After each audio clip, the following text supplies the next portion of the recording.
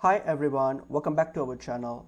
In this video today I'm going to show you how to change Epic Games email without verification. So if you want to change your email registered to your Epic Games account without verification, here is what you have to do. So open up Epic Games and then log into your account. So once you're on your account here on Epic Games, you have logged into your account. So simply click on the support option here. So click on the support option, and then under support you will see an option called accounts. Simply click on accounts, and then here when you get to under accounts you will see another option here called accounts. Click on it and then you'll get to this page here. So here scroll down all the way down and you will see an option called contact us. Click on contact us.